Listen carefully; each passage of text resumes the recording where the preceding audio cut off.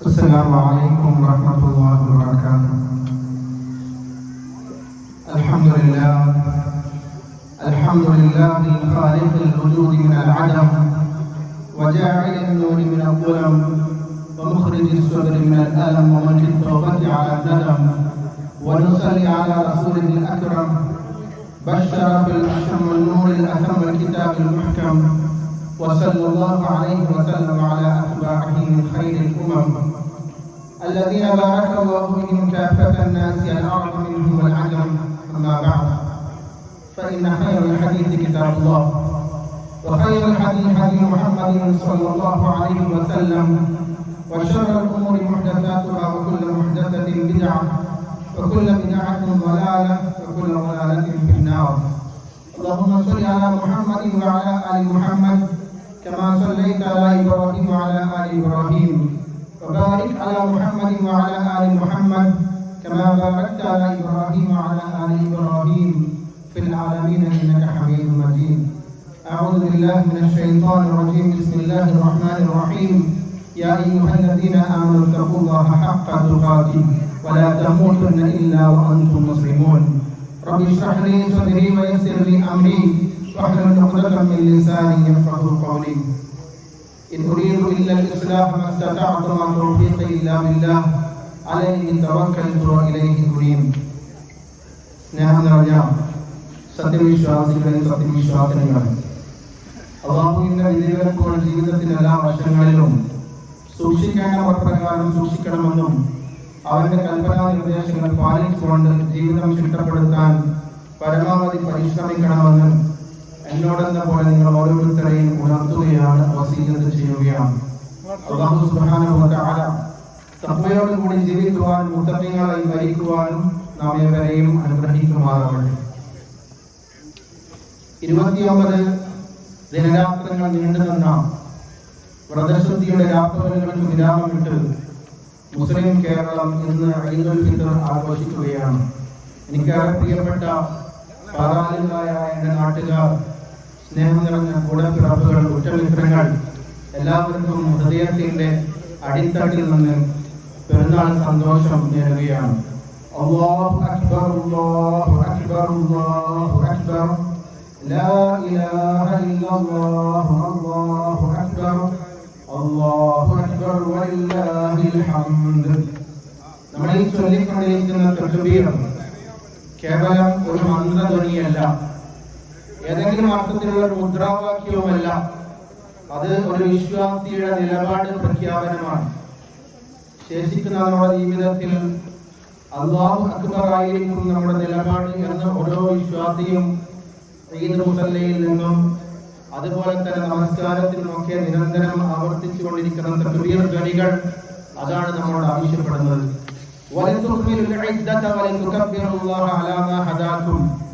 നോമിന്റെ എണ്ണം പൂർത്തീകരിക്കാൻ അവസരം തന്നതിനും നമുക്ക് നേർമാർഗം കാണിച്ചു തന്നതിനും പടച്ചവനോടുള്ള സ്തുതിയാണ് യഥാർത്ഥത്തിൽ ഈ അല്ലാഹു അക്ബർ എന്ന് പറയുമ്പോൾ റമദാനിന് ശേഷമുള്ള നമ്മുടെ ജീവിതത്തിന്റെ നിലപാടായി ആ അല്ലാഹു അക്ബർ മാറണം എന്നുള്ളതാണ് വിശ്വാസികളായ നമ്മൾ ഓരോരുത്തരും തീരുമാനമെടുക്കേണ്ടത്.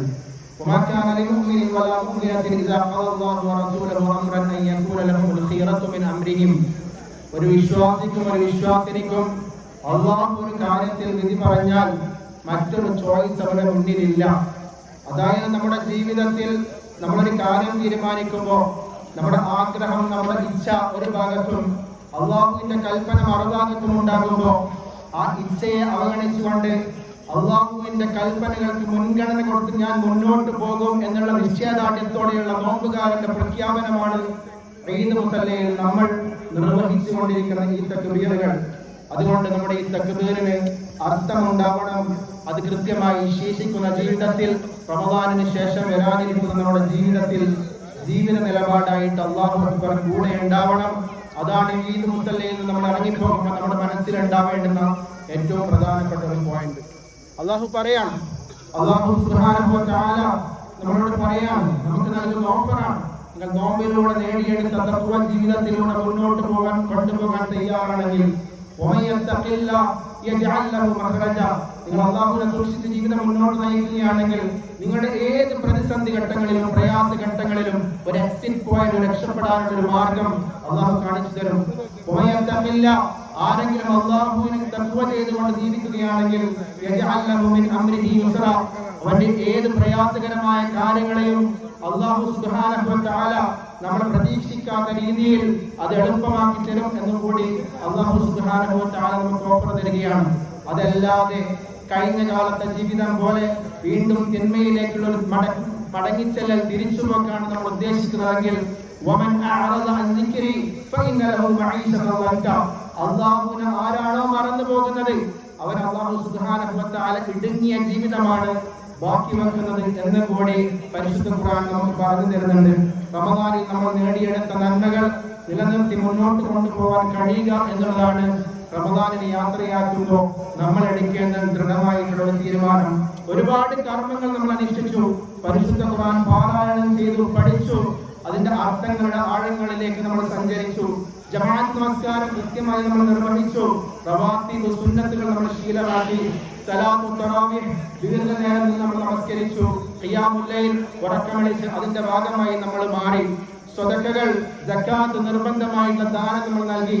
ഇങ്ങനെയുള്ള നന്മകൾ ശേഷിക്കുന്ന ജീവിതത്തിലും നിലനിർത്തി മുന്നോട്ട് പോകാൻ കഴിയുക എന്നുള്ളതാണ് ഒരു നല്ല നോമ്പുകാരന്റെ ഏറ്റവും പ്രധാനപ്പെട്ട ലക്ഷണം. പലപ്പോഴും റമദാൻ കഴിയുമ്പോൾ ചെയ്യാനുള്ള തിന്മകളെ കുറിച്ച് കണക്കുകൂട്ടി വീണ്ടും ആ തിന്മകളിലേക്കുള്ള ഒരു തിരിച്ചുപോക്കാണ് ആരെങ്കിലും തീരുമാനിച്ചിട്ടുള്ളതെങ്കിൽ ഈ റമദാൻ അവർക്ക് ഉപയോഗപ്പെട്ടിട്ടില്ല എന്നുള്ളതാണ് നമുക്ക് മനസ്സിലാക്കാൻ കഴിയുന്നത്. ചില ആളുകൾ ചോദിക്കും, 30 ദിവസം എങ്ങനെയോ കടിച്ചു പിടിച്ച് നിന്നതാണ്, ഇനി എങ്ങനെയാണ് ജീവിതം എല്ലാ അർത്ഥത്തിലും നന്മകളിലൂടെ മുന്നോട്ട് കൊണ്ടുപോകാൻ കഴിയുക? ഈ ജീവിതകാലം മുഴുവൻ നല്ലൊരു മനുഷ്യനായി ജീവിക്കുക എന്ന് പറയുന്നത് പ്രയാസമല്ലേ? അങ്ങനെ കുറെ കാലം ഉണ്ട് എന്നൊന്നും നമ്മൾ ആരും വിചാരിക്കേണ്ടതില്ല. ചിലപ്പോൾ ഈദ് മുസല്ലയിൽ നിന്ന് എഴുന്നേൽക്കാൻ അള്ളാഹു നമുക്ക് അവധി നൽകിയിട്ടില്ലെങ്കിൽ ഇവിടെ തീരുന്നതാണ് നമ്മുടെ ജീവിതം. ഇനി ഏതാനും ദിവസങ്ങളാണ് നമുക്ക് അവശേഷിക്കുന്നതെങ്കിൽ ആ ദിവസങ്ങൾ മാത്രം നമ്മൾ ആ നന്മകൾ ചേർത്ത് പിടിച്ചാൽ മതിയാവും. ശേഷിക്കുന്നത് ചിലപ്പോൾ മാസങ്ങളായിരിക്കാം, വർഷങ്ങളായിരിക്കാം, അല്ലാഹു അഅലം, നമുക്കറിയില്ല. അങ്ങനെയുള്ള വാർത്തകളാണ് പലപ്പോഴും നമ്മുടെ ചുറ്റിലും നമ്മൾ കേട്ടുകൊണ്ടിരിക്കുന്നത്.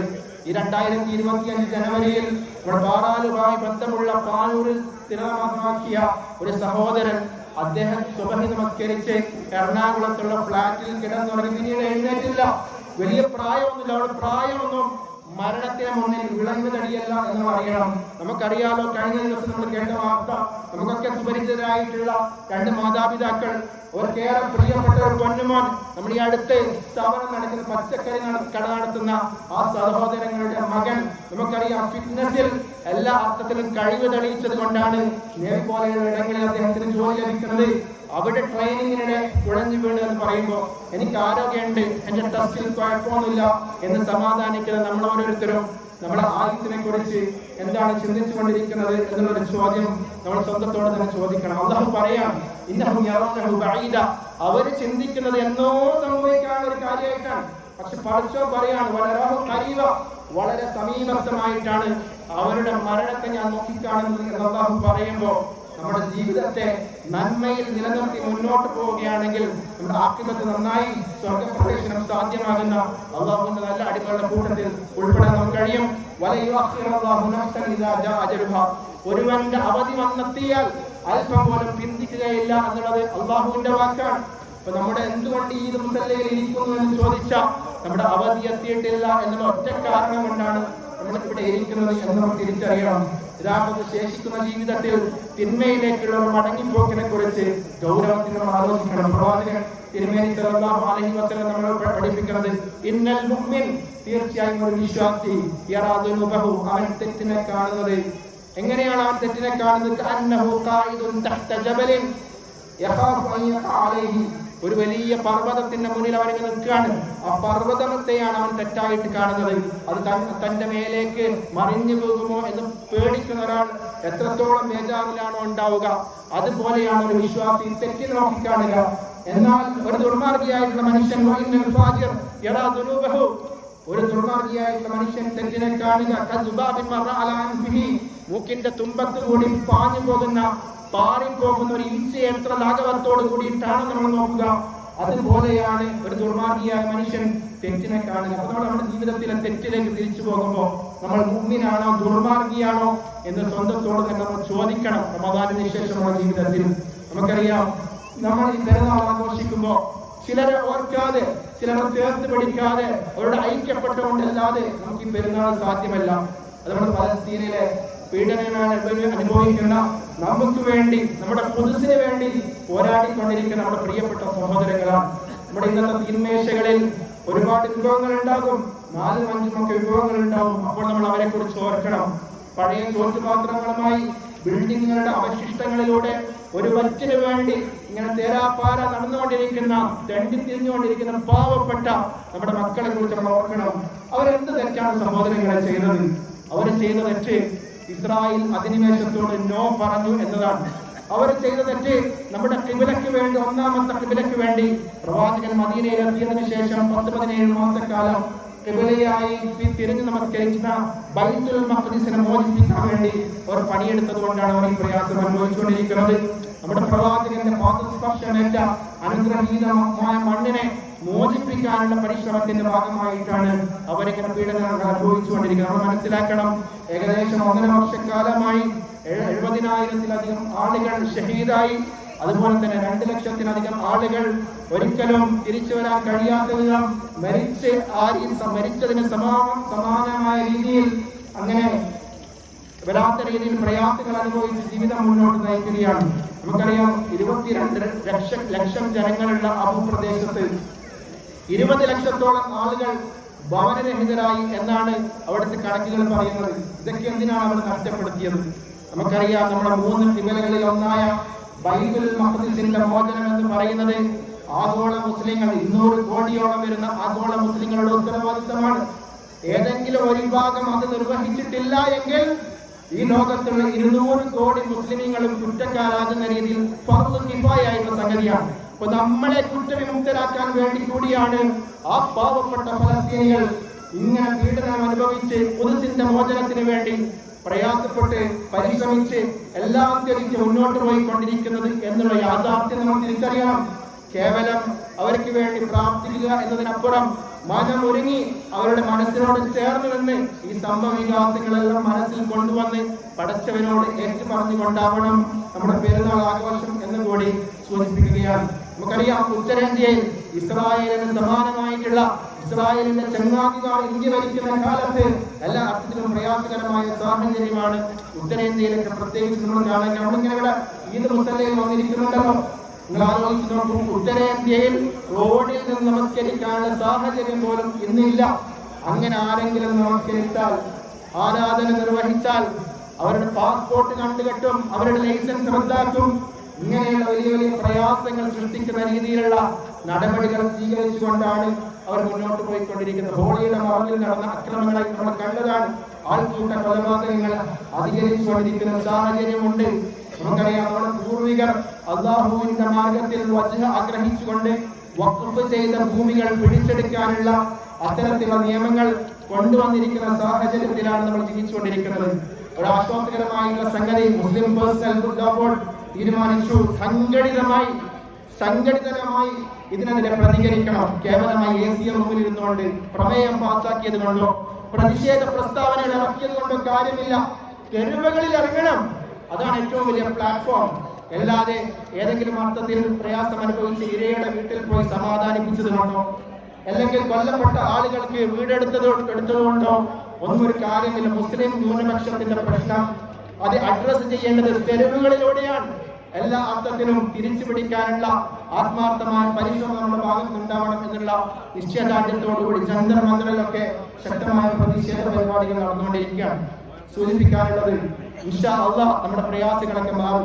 സമാധാനത്തോടുകൂടി ഇന്ത്യയിലെ 20 കോടി മുസ്ലിങ്ങൾക്ക് ഇസ്സത്തോടുകൂടി ഈദ് ആഘോഷിക്കാൻ കഴിയുന്ന ഒരു സാഹചര്യം സംജാതമാകും. ഫലസ്തീൻ മക്കൾ ഗസയിലും വെസ്റ്റ് ബാങ്കിലും ബൈത്തുൽ മഖ്ദിസിലും ഒക്കെ സന്തോഷത്തോടുകൂടി ഈദ് ആഘോഷിക്കുന്ന ഒരു കാലം വരും. ആത്മാർത്ഥമായി നമുക്കതിനു വേണ്ടി പ്രാർത്ഥിക്കാം. യഥാർത്ഥത്തിൽ ഖുർആനെ സംബന്ധിച്ചിടത്തോളം വളരെ സന്തോഷകരമായിട്ടുള്ള ഒരു റമദാനായിരുന്നു. റമദാനിന് തൊട്ട് മുമ്പുള്ള വെള്ളിയാഴ്ച ജുമാ കഴിഞ്ഞിട്ട് ഒരു സഹോദരി എന്നോട് വന്ന് പറഞ്ഞു, ഞാൻ മുകളിൽ നമസ്കരിക്കുമ്പോൾ താഴത്തെ പള്ളിയിലേക്ക് നോക്കിയപ്പോ വളരെ ആഗ്രഹിച്ചു പോയി അവിടെ ഇറങ്ങിയിട്ട് നമസ്കരിക്കുക. അത്ര മനോഹരമായി പള്ളിയെ കാർപ്പറ്റ് വിരിച്ചുകൊണ്ട് മനോഹരമാക്കിയിരിക്കുന്നു. വളരെ മനോഹരമായ രീതിയിലാണ് യഥാർത്ഥത്തിൽ പാറാൽ റമദാനിനെ സ്വീകരിച്ചത് എന്ന് നമുക്ക് മനസ്സിലാക്കാൻ കഴിയും. ളുഹറിന് ശേഷമുള്ള വിജ്ഞാനപ്രദമായിട്ട് ഒരുപാട് ക്ലാസുകൾ നമുക്കറിയാം. നമ്മുടെ ഉസ്താദിന് തൊണ്ടവേദന വന്നപ്പോ കുട്ടി ഇമാമുമാർ ഇറങ്ങിയെന്നാണ് സോഷ്യൽ മീഡിയയിൽ നമ്മൾ വായിച്ചത്. ചെറിയ ചെറിയ മക്കൾ ശ്രുതിമധുരമായ രീതിയിൽ അവിടെ ഹൃദയത്തിന്റെ അകത്തളങ്ങളിൽ അവർ സൂക്ഷിച്ച പരിശുദ്ധ ഖുർആൻ മനോഹരമായി പാരായണം ചെയ്ത് ഇമാമ് നമസ്കരിക്കുന്ന കാഴ്ച നമ്മൾ കണ്ടു. നോമ്പുതറ വളരെ മനോഹരമായി ഇവിടെ സംഘടിപ്പിച്ചു. നമുക്കറിയാം, പാറാലിനെ വെട്ടിമുറിച്ചുകൊണ്ട് ഈ ബൈപ്പാസ് ഇങ്ങനെ കടന്നു പോകുമ്പോ ഈ പാറാൽ പള്ളിയിലേക്ക് വരാൻ അസൗകര്യം അനുഭവപ്പെടുന്ന ആളുകൾ പലപ്പോഴും നോമ്പ് തുറക്കും, അതുപോലെ തന്നെ നമസ്കാരത്തിന് കൂടുക പാറാൽ അറബി കോളേജ് പള്ളിയിലാണ്. അവിടെയും ഉണ്ടായിരുന്നു 30 ദിവസത്തെ നോമ്പുതറ. ഇവിടത്തെ പോലെ ഓരോ ദിവസം ഓരോ ആളെന്നുള്ള രീതിയിലല്ല, 30 ദിവസം ഒരാൾ തന്നെ നമ്മൾ നോമ്പ് തുറപ്പിക്കുകയായിരുന്നു. തന്റെ രഹസ്യമായ രുചിക്കൂട്ട് കൊണ്ട് ചായയിൽ മായാജാലം തീർത്ത് അത് കുടിക്കുന്നവരുടെ മനസ്സിലേക്ക് മുഹബത്തിന്റെ പാലം പണിത പ്രിയപ്പെട്ട ഫൈസലക്ക് ആ പേര് പറയാതിരിക്കാൻ നിർവാഹമില്ല. 30 ദിവസം മനോഹരമായിട്ട് നോമ്പ് തുറപ്പിച്ചു. പ്രിയപ്പെട്ട സഹോദരൻ, നമുക്കറിയാം, പാറാലിലെ സാമൂഹിക സേവന വിദ്യാഭ്യാസ മേഖലയിൽ സജീവമായി ഇടപെട്ടുകൊണ്ടിരിക്കുന്ന ഒരു കൂട്ടായ്മയാണ് വി ഹെൽപ്പ് എന്ന് പറയുന്നത്. വി ഹെൽപ്പ് ഏപ്രിൽ 23 ഇവിടെ SLC +2 കഴിഞ്ഞ ഇനി എന്ത് എന്നുള്ള വിഷയത്തിൽ സിജിയിലെ ഉന്നതനായിട്ടുള്ള ട്രെയിനേഴ്സിനെ വെച്ചുകൊണ്ട് ഇവിടെ ക്ലാസ് നടത്തുന്നുണ്ട്. ആ സമയത്ത് പേഴ്സണൽ കൗൺസിലിങ്ങിനൊക്കെ കൗൺസിലേഴ്സിനെയും അവിടെ ലഭ്യമാണ്. എല്ലാ രക്ഷിതാക്കളും നമ്മുടെ 10ാം ക്ലാസ്സും +2 ഒക്കെ പഠിച്ച പാസ്സായ അവരുടെ എല്ലാവരുടെയും രക്ഷിതാക്കൾ ആ പരിപാടിയിൽ പങ്കെടുക്കണമെന്ന് സൂചിപ്പിക്കുകയാണ്. വി ഹെൽപ്പിനെ കുറിച്ച് നമുക്കറിയാം, നാടിന്റെ പുരോഗതി ലക്ഷ്യം വെച്ചുകൊണ്ട് പ്രവർത്തിക്കുന്ന ഒരു കൂട്ടായ്മയാണ്. ഒരുപാട് നന്മ നിറഞ്ഞ ആളുകളാണ് അതിന് നേതൃത്വം നൽകുന്നത്. നിർധനരായ ആളുകൾക്ക്, രോഗികൾക്ക് സഹായം, അതുപോലെ തന്നെ വീട് നിർമ്മാണം, വിദ്യാഭ്യാസം, സ്വയം തൊഴിൽ എന്നിങ്ങനെ വളരെ വിപുലമായ പ്രവർത്തനങ്ങളുമായി മുന്നോട്ട് പോകുന്ന ഒരു കൂട്ടായ്മയാണ്. ഞാൻ അവസാനിപ്പിക്കുകയാണ്. നമുക്കറിയാം, ശവ്വാലിലെ 6 നോമ്പ് നമ്മുടെയൊക്കെ മനസ്സിലുണ്ടാവണം. യഥാർത്ഥത്തിൽ ആ നോമ്പ് കൂടി നിർവഹിക്കുമ്പോൾ ഒരു വർഷത്തെ നോമ്പിന്റെ പ്രതിഫലം നമുക്ക് ലഭിക്കുമെന്ന് പ്രവാചകൻ തിരുമേനി സല്ലല്ലാഹു അലൈഹി വസല്ലം പഠിപ്പിക്കുകയാണ്. ഈദിനെ ചൂടാണ്, അതുപോലെ തന്നെ ബിരിയാണി എന്ന മസ്താണ് എന്നൊക്കെ പറഞ്ഞ് വീടിൽ കിടന്നുറങ്ങാതെ ബന്ധപ്പെട്ടവരുടെ ബന്ധുക്കളുടെയും കുടുംബക്കാരുടെയും ഒക്കെ വീടുകളിലേക്ക് നമ്മുടെ സന്ദർശനത്തിൽ പോകണമെന്നും സൂചിപ്പിക്കുകയാണ്.